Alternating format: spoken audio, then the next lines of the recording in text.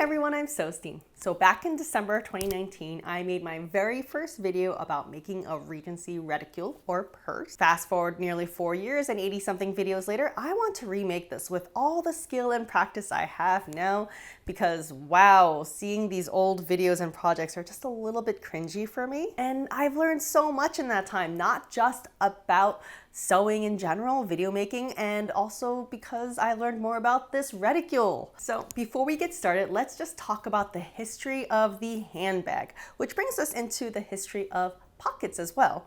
Because if you look at the history of both, they're very much tied together. Nowadays, pockets are things that are sewn into clothing, oftentimes linked with gender because, as everybody knows, men get more pockets and men get larger pockets. This gets to the point where the phrase, "it has pockets," has become a meme among women just because it's so rare, especially in dresses. Now, that is a modern thing just because the production of dresses in factories leads to pockets being too time consuming, so they just eradicated it. But the thing is, in the past, pockets were quite common for women. With the exception of very few eras, almost all gowns had some way of having pockets and carrying things built into it. Before I talk about the history of pockets and purses, I want to tell you about why I initially did all this research. It was actually for a book I wrote, and that book came out just this week. It's called History is Worn. I love history of fashion, as you can so clearly see, because ultimately the history of fashion is the history of people,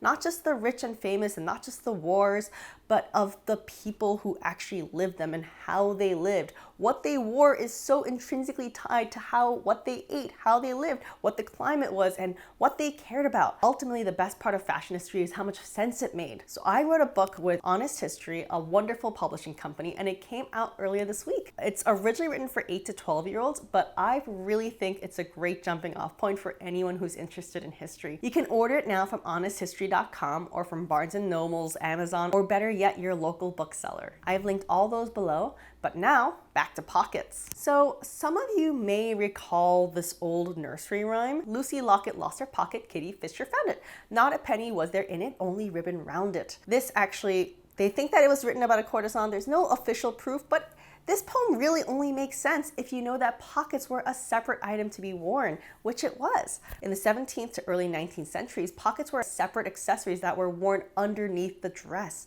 It was usually a U-shaped item, often decorated with embroidery or pieces of fabric from old gowns. It had a hand-stitched hole on the top of it and was tied around the waist and worn on top of the corset, but before you put on the dress, for the most part. In turn, these dresses had slits on the side so that women could easily reach into their pockets and get out whatever they needed. You would see this on even the most formal gown, which means that even the most formal dresses had pockets, which is so delightful. My pocket is of course embroidered with Bernie Sanders, although I did make a new one that was actually Felicity's 18th century pocket from the Colonial Williamsburg collection. Furthermore, while I do enjoy wearing a separate small pocket, because that's honestly my preference, it's just the perfect size for a modern day cell phone, which of course is not historically accurate, but necessary.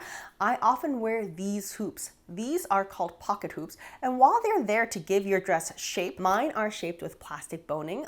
In the past, women's pocket hoops would have been shaped with reeds to give them that nice firm shape, but it also has a slit on top and you can actually reach in to carry whatever you need. Most notably in our sewing gatherings, people use it to carry around bottles of champagne and some plastic glasses. So yes, people in the past not only had pockets, they were big pockets. And of course, they were useful. Now, while I always talk about pockets under the gown, people also wore them on top as well. Particularly obvious for people in the working class, and you could see it in 18th century drawings. So the idea was that for a woman who worked in the marketplace, say, she would wear her pocket on the outside because she has to reach in constantly to dole out money or accept money. So for that reason, you do have the pocket on the outside as well. But of course, that's the versatility of having a pocket that's a separate thing that you just tie on. Now, this was the case in the 18th century where wide dresses were fashionable. But as the Regency came around, the dresses got narrower and narrower, and suddenly if you had a pocket underneath your dress, you couldn't really hide it. And the shape would just be very bulky and obvious. So at that point, because there wasn't as much room to hide these big bulky pockets, this is when women turned to accessories such as the Regency reticule, or handbag as you'd call it today. The really cool thing about these reticules is that they were pretty fancy and fanciful. Like this one in the Kyoto Museum is literally shaped like a pineapple because pineapples were a symbol of wealth and friendliness and hospitality. So basically, a few years back, I made this gorgeous reticule based on one in the Rijksmuseum in Amsterdam. It had this amazing embroidery and I was so in love with it. So it was, of course, my first video and my first project. I had a ton of fun digitizing and sewing it together. But since then, I was invited to the Rijksmuseum to check out the reticule in person. Okay, so we're here at the Rijksmuseum. Hi guys!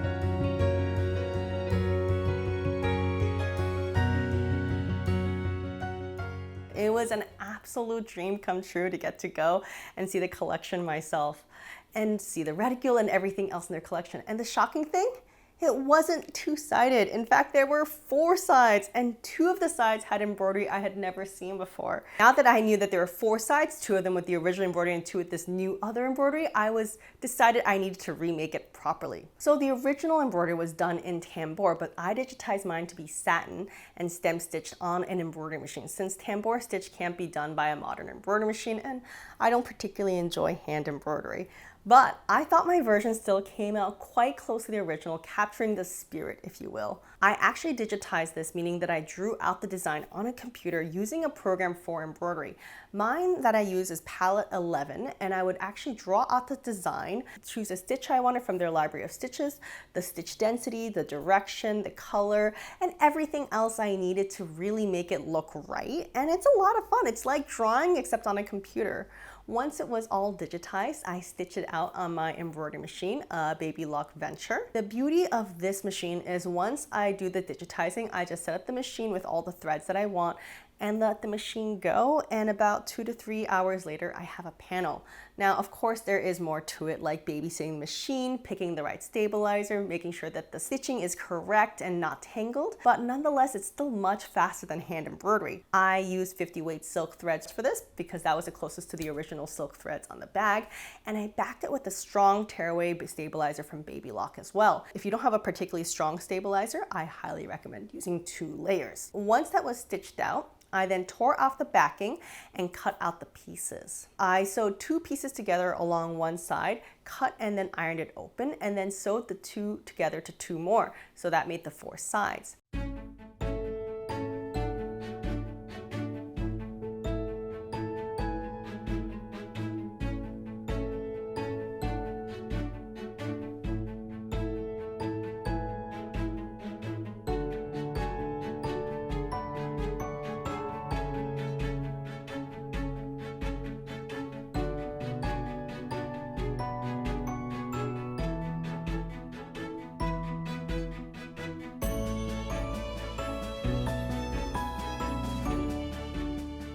I did the same for the lining, which was of course white silk taffeta, and that's what the original design had as well.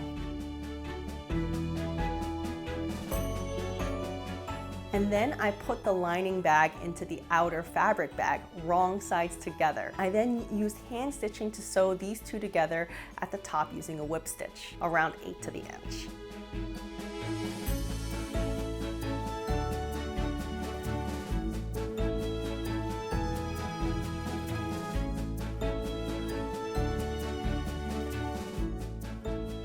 I hand sewed some rope that I would use as a handle with some braided silk rope in brown.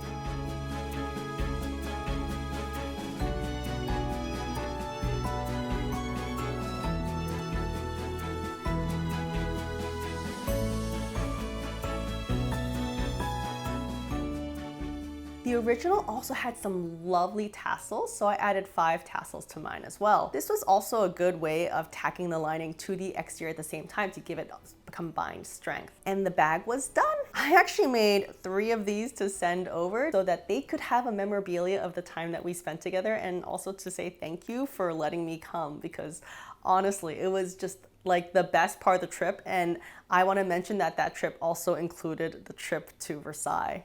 Now, while I did make this bag for my Regency outfit, I wore it out for my 1890s outing because I figured it would still match. And of course, I wore my 1890s Art Nouveau pumpkin patch and a dress, and it matched perfectly. Thank you so much to Kenneth Sews for taking all these photos. One little fact, the dresses, by the time the 1830s rolled around, the skirts started expanding again and pockets started to be sewn back into dresses. So all these dresses from this era on had pockets built in. So I want to mention that even ball gowns had pockets. Although I will say that some of the ball gowns had the pockets in like really inconvenient spots, like the train where it wouldn't be as noticeable, but they did have pockets. So that's my story. I am selling the files for this on my Etsy if you'd like. For anyone who wants to make this, if you enjoyed the history of pockets, please look at my book for more stories like this.